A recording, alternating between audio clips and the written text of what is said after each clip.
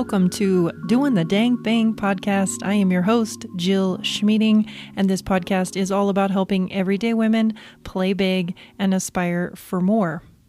On today's episode, I am going to be talking about a topic that is very important to me and something that I've been wanting to talk about since before I started my podcast. The art of gathering. The art of gathering. You know, I have had many career coaches still trying to figure out, I am still trying to figure out what I want to do when I grow up. And I have had many good career coaches over the years. And one of them told me about this book by Priya Parker, and it's called The Art of Gathering. I bought the book, I read it, and I was like, oh my God, this is really good. And even then, I think it was either during COVID or maybe before COVID, I had a book club where we went through this book because I think it's just so important. Every single one of us gathers people together for one reason or another. And if you can do it well, people will want to come back to all of your gatherings. People will feel appreciated and seen and feel loved. And that is the most important thing, I think, when you're gathering people together. And so today on this episode, which is part one of a multi-part series that I'm going to be doing, just to give you little bite-sized pieces of the information that she talks about in the book. I highly recommend you just buy the book and work through it with me. But if you don't feel like doing that, it is totally fine. Like I said, I'm going to be doing bite-sized pieces of information that you can just think about and hopefully apply the next time you put a gathering together. And I think sometimes it's easier versus getting like the whole enchilada or the whole kit and caboodle. Like doing it one thing at a time really works best for me. And so today I'm going to be focusing on chapter 1. And in chapter 1, she talks about beginning every gathering with a bold, sharp purpose and a clear, concise why. Okay, she mentions that in every single gathering that you do, you should have a bold, sharp purpose and a clear, concise why. Now, I throw some gatherings here and there, and I attend a lot of gatherings. And some people do this really well, and some people are just more like, hey, we're just all going to get together, and it's not necessarily the most clear. And then guests are left wondering, what am I supposed to bring? What am I supposed to do? You know, what's this evening going to be about? Or what is this day trip going to be about? So I do think it is really helpful to be clear. And she talks about in the book specifically, and I'm just going to read this because I thought it was really good. When we don't examine the deeper assumptions behind why we gather, we end up skipping too quickly to replicate old formats of gatherings. And we forego the possibility of creating something memorable or even transformative. I'm going to read that one more time. When we don't examine the deeper assumptions behind why we gather, we end up skipping too quickly to replicating old formats of gatherings, and we forego the possibility of creating something memorable or even transformative. Now, the example that she talks about in the book is like baby showers, and she has other examples with weddings and whatnot, but I think baby showers are a perfect example. The old format is you only invite the mother. You only celebrate with the mother, and the father or the other partner who's raising the child is left out. New ways of doing things, having both individuals there at the party, because both individuals will be raising the child together. So she has some great examples in the book, and the baby shower is a perfect example of how people just want to quickly replicate the old ways of doing things, and they're missing out on the opportunity to have a transformative gathering for both parents and for the guest. And so I really encourage you to think about the next time you have a gathering, and we're going to go through a couple like ingredients that you can think about when you're putting together your gathering and figuring out the why behind it. So I'm going to just dive right in to, she talks about 3 ingredients to creating a sharp, bold, meaningful gathering. Okay. The first one is specificity. Specificity. That is a hard word to say over and over again. So I'm just going to make it easier on myself and say, be specific. Number one ingredient to creating a bold, sharp, meaningful gathering purpose, okay, that's a mouthful, is to be specific. It's crucial. She talks about it. And she also talks about like meetup.com. I don't know if you guys are familiar with Meetup out there. I know I'm very familiar with it, and I've used Meetup to go to different events over the years. And she talks about the ones that say, like, if they have a title that's girls that love hiking, like that's great. And you're going to get maybe a couple people to go to that group. But if you have girls that like hiking with dogs and breweries afterwards, you're going to find the specific tribe that loves that. And it is more likely that meetup is going to be successful because it's specific. So that is my number one tip that she talks about. My number one tip I want to give you the next time you're planning an event: be specific with your title of the event. Okay. And a perfect example, I'm going to use an event that I just planned and I'm starting to execute, which is another playing big moment for me, as a way to show you how I'm kind of using her examples in the book. Okay. So the event that I've been doing for myself is called Women with Wins. Women with Wins. The reason why I started doing these events, and I've only done one, okay, so bear with me, but I want to try to do it monthly or every other month. And I started doing it because, if I'm being honest with you, sometimes I don't feel like my parents can celebrate with me in the way that I wish they could. And so when I started my podcast back in September of 2022, it was like a huge moment for me. And unfortunately, I just feel like they were proud. I'm sure they were proud, but they were just like, great, I'll listen later. And I love my parents, but that was really disappointing. And I really wanted to celebrate, and I know that a lot of people have told me, older people don't know what podcasts are, so you got to give them a break. That's true. I think that's absolutely true. And maybe I need to work a little bit harder with saying like, hey, Dad, like this is what I'm doing. Like you should take a listen.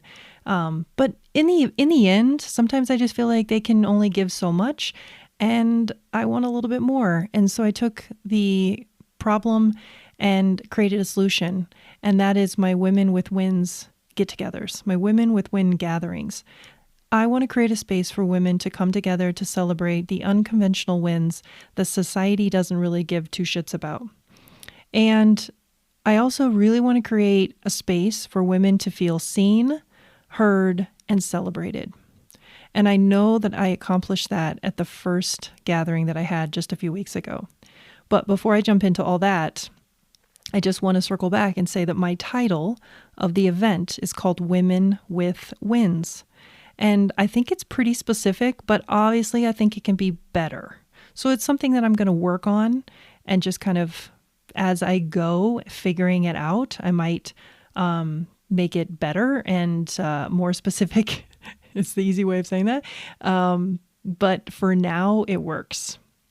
So that's a great example of her number one ingredient. Next, she talks about her number two ingredient, which is uniqueness. And she talks about in the book this Japanese saying that I really resonated with. And I think I'm pronouncing this correctly, Ichi-go, ichi-e. It means one meeting, one moment in your life that will never happen again.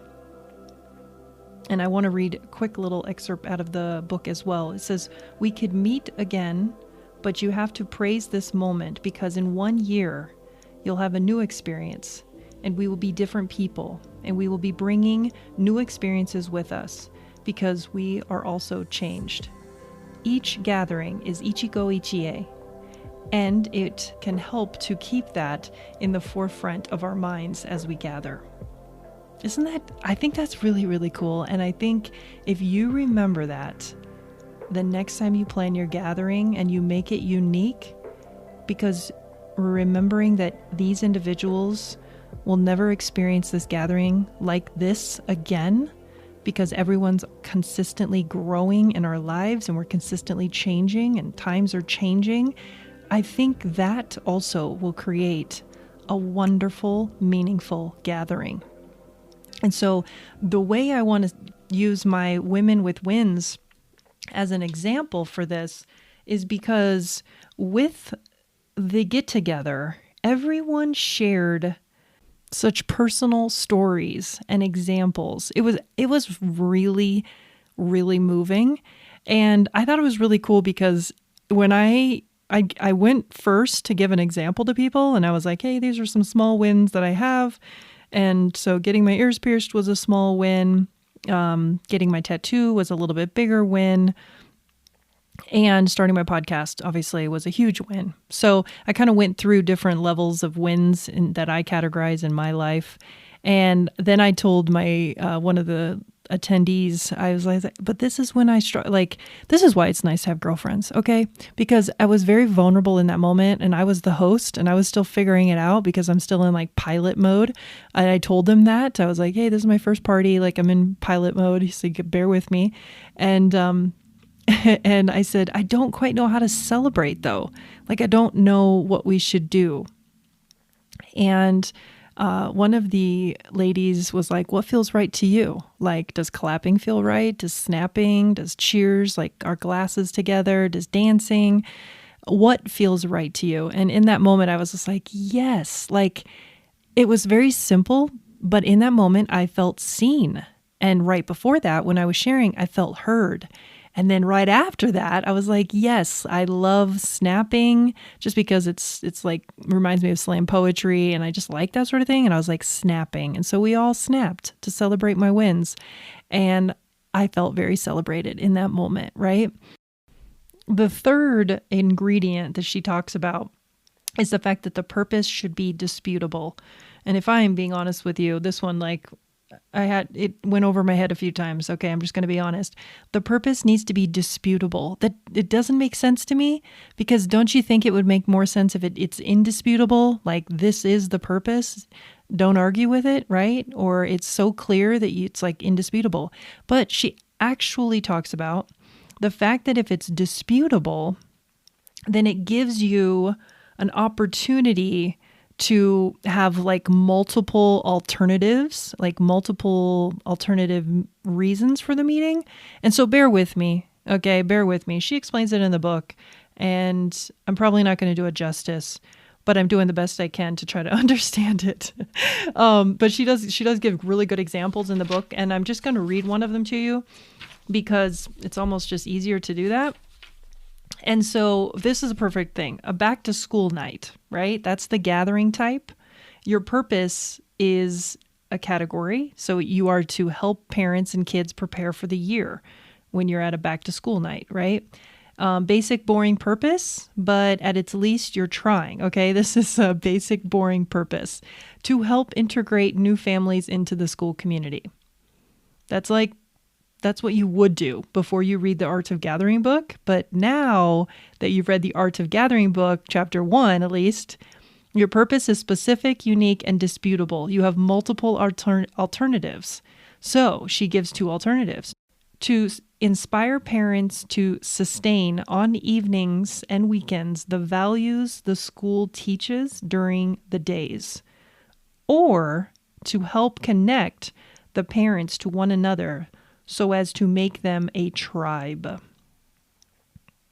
Those are the multiple alternatives. That's why it's disputable, because you can kind of like mull it over and see what works best. So are you inspiring parents to sustain evenings and weekends to reiterate the values that the school is teaching during the days? Or are you helping to connect parents to one another as so to make a tribe? And she, that whole tribe concept is so important. And if I'm being honest with you, I'm still figuring out my multiple alternatives for my Women with Wins, but creating a tribe is hands down one of my purposes. I want to create a group of women who respectively understand that it is so important to celebrate the small wins, the big wins, every single thing in between, because that's what keeps us going, right? And I also want to create a tribe of women that want to be surrounded by other women who are growing consistently in their lives, who want to see others grow and encourage them. So I have multiple alternatives, but for right now, I would say one of the alternatives is to create a space for women to be seen, heard, and celebrated. Bottom line. So it's still a work in progress, but I think my Women's with Wins gatherings is a perfect example of how I'm using her 3 ingredients: specificity, so being specific with my title; uniqueness, Ichi-go, ichi-e, one meeting, one moment in your life. And the purpose should be disputable, which is like having multiple alternatives so you can kind of just keep curating it and making it the best and the sharpest that it can be.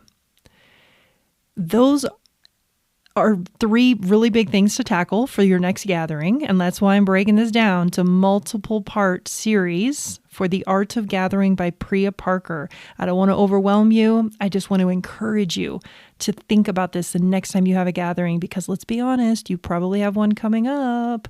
And if you don't, you know what I'm about to say. Why don't you consider playing big and getting together and creating your own gathering and putting these 3 ingredients into practice, creating a gathering that's going to be meaningful and even maybe transformative for your guest.